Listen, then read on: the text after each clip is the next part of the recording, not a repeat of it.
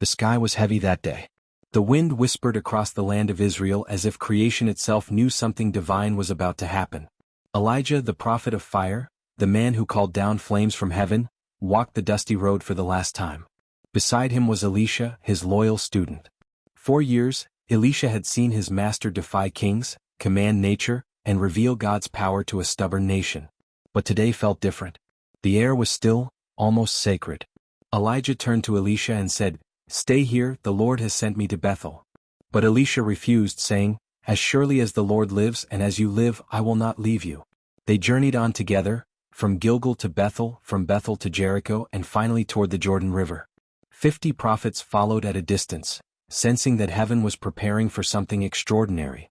When they reached the Jordan River, Elijah took off his cloak, rolled it up, and struck the water. The river instantly parted, splitting in two with a mighty rush. Elijah and Elisha walked through the dry riverbed, stepping across as if walking on a divine bridge made by God himself. On the other side, Elijah turned to Elisha. "What can I do for you before I am taken from you?"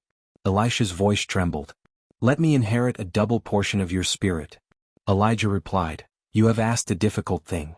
But if you see me when I am taken from you, it will be yours." The wind began to rise.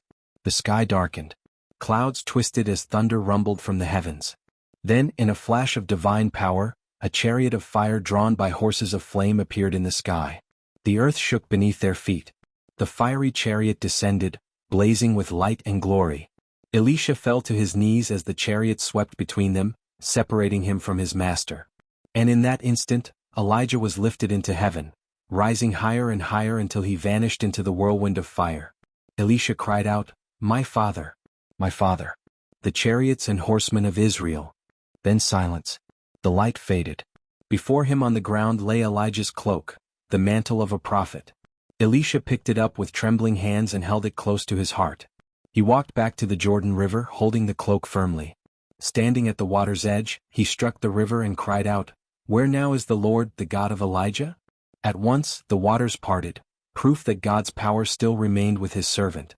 Elijah was gone, but his spirit lived on. And just as the fire of God burned in Elijah's heart, it still burns today, in every believer who dares to walk by faith. Don't forget to like, share, and subscribe for more powerful Bible stories that will strengthen your faith and inspire your spirit. Stay tuned, because the next story will ignite your soul with truth and wonder.